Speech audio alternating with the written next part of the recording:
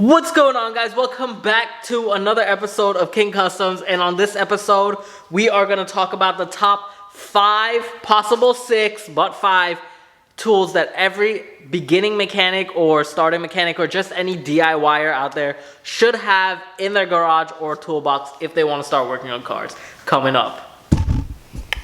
What's up, guys? It's your boy Ryan here, so thank you all for joining. And if you're new to the channel, like I said, my name's Ryan, so make sure you hit that like button right over here and also click that subscribe button right over here. Appreciate y'all. Now let's jump right into the video. So the top 5, possible 6 things that you can have. I'll probably throw in a bonus one for y'all there, but the first thing that I want you guys to know that you should have in your drawer is a complete socket set. Now, socket sets, when you buy a complete set like the DeWalt set that I've given away in the past, or the or what I put up in the description below for people to have, that is a little complete socket set that has almost everything that you need to work on a vehicle comfortably. Of course, there's little specialty tools here and there that you can go pick up and add to your collection, but that has the general basis of everything that you're going to need. Heck, I built engines with that kit alone.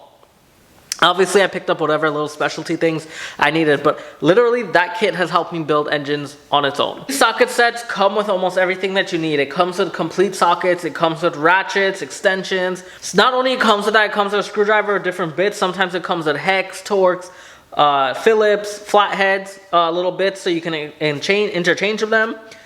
They come with ratchets. Basically ratchets like these and stuff that they come with. These longer ratchets with the flex head and stuff, obviously you got to buy those separate because I've never seen any tool kits that come with those. So basically, yeah, that's number 1. Alrighty, guys, so number 2 on the list are some really cold wrenches because it's freezing in here. Well, it's not that cold, but everything metal gets cold. We have different variety of wrenches, offsets, ratcheting, regular size ones, medium-sized ones, and stumpy ones. And you don't have to get all these. You can just get basic generic wrenches for now, or even the ratcheting ones, because these come in handy so much. Oh my god, it saves a lot on your wrist. And the others you can add to your collection later on, but spanners, wrenches, I call them spanners sometimes, wrenches, they definitely come in handy. They help you break a lot of bolts that you need breaking into, so you don't have to break your ratcheting mechanism in your ratchet. And they fit into hard to get places as well, and they do come in handy, so you're going to need these as well.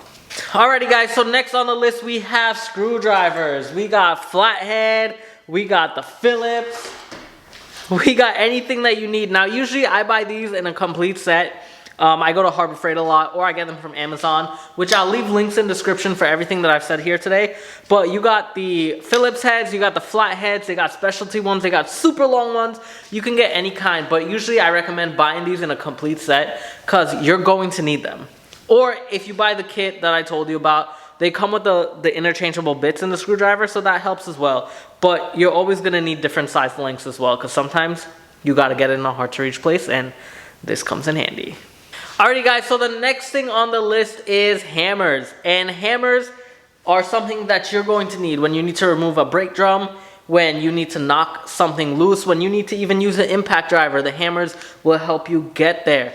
These things come in handy, and they come in different varieties as well. We got the rubber mallets, we got the ball peen hammers, we even got the one with the claw. That can be used for anything inside the home. Like I said, you're going to need a pair of these. These come in handy for almost everything. Guys, next thing on the list, we have impact sockets. Now, these definitely are something that you're going to need, especially when you want to remove wheels and lugs. I mean, you don't need to get it all crazy and fancy, but you can get an air gun or an electric gun, which are my favorites. Now, the electric tools that are out there, such as Milwaukee, are super powerful, and I think they're getting better than the air guns. The batteries are getting even more powerful than anything, but you're going to need impact sockets. These are better than the ordinary sockets. They're not meant to be used on impact guns, and this is what will help take all the shock from an impact. So definitely pick up something like this, and definitely get something along the way as an electric gun. You're going to need them when you need to remove your tires. Imagine breaking down the side of the road and you have an electric gun to help you switch out your spare tire to your regular tire. Those come in handy as well. Guys, another thing here that you guys are going to need to get is a very reliable jack, and of course, all the way in the corner right here, I'm not sure if you can see it, some jack stands. Now these things, you have to make sure you get reliable ones because they are going to be holding up the weight of the vehicle while you're underneath it, so you need something that's going to protect you.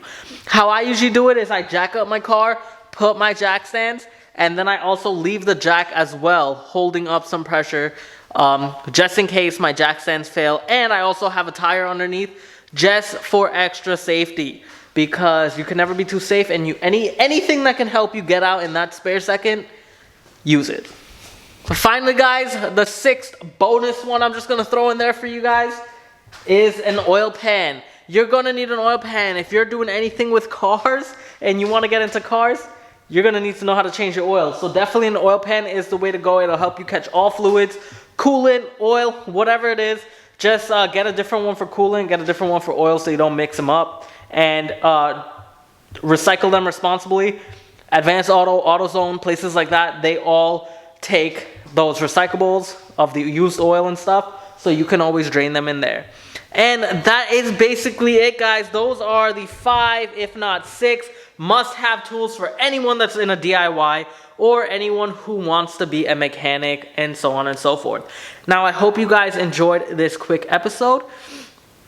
If you guys have anything else that you want to leave in the comment section below that you think I missed, or you think that every mechanic should have or every DIYer should have, please leave it in the comment section below. I'll appreciate it so much, and I like to learn more from y'all. Of course, I have way more tools than we talked about today, and of course you're going to need way more than that, because you're going to have to build your, you're going to have to build it up. But those are the things that will get you started. So like I said, everything we talked about here today will be in the description below, and I got y'all. So with that being said, peace out, and we'll see y'all for the next one. Don't forget to like the video.